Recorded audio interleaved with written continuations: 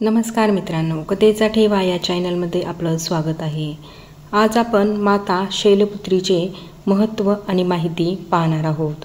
नवरात्रीचे 9 दिवस मातेच्या भक्ती आणि साधनेसाठी अत्यंत पवित्र मानले जातात।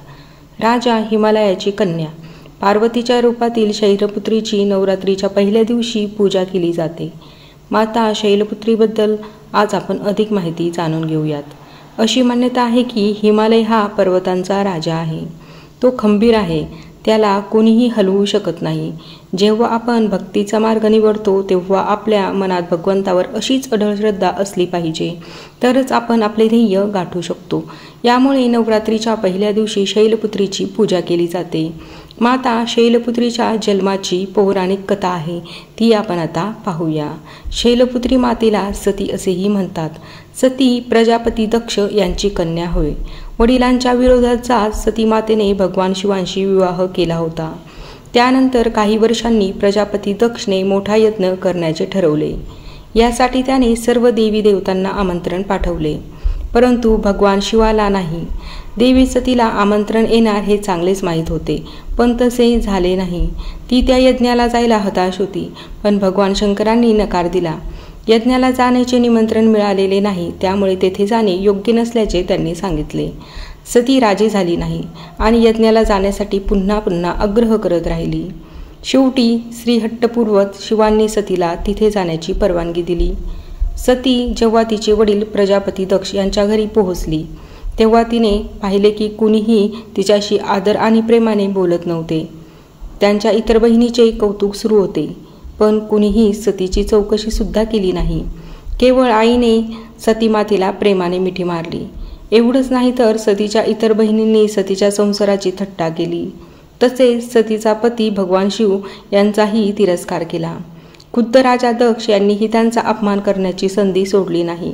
हे सगळं पाहून माता सती दुःखी झाल्या।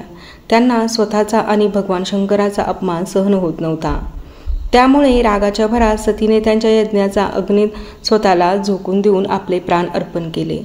भगवान शंकरांना हे कळताच ते दुःखी झाले। दुःखाच्या आणि क्रोधाच्या ज्वालात पेटलेल्या शिवाने त्या यज्ञाचा नाश केला। त्यानंतर माता सतीने पुन्हा हिमालयात जन्म घेतला। हिमालयात जन्म घेतल्याने तिचे नाव शैलपुत्री पडले। कसे आहे माता शैलपुत्रीचे स्वरूप ते आता आपण जाणून घेऊया। माता शैलपुत्री नंदीवर स्वार होऊन संपूर्ण हिमालयावर राज्य करत आहे। हा नंदी शिवाचे रूप आहे। कठोर तपश्चर्या करणारी शैलपुत्री माता सर्व वन्य प्राण्यांचे रक्षक देखील आहे। शैलपुत्री मातेच्या उजव्या हातातील त्रिशूळ आहे, जे धर्म, अर्थ आणि मोक्ष यांच्याद्वारे संतुलनाचे प्रतीक आहे। तो शैलपुत्रीचे ध्येय स्पष्टपणे प्रतिबिंबित करतो।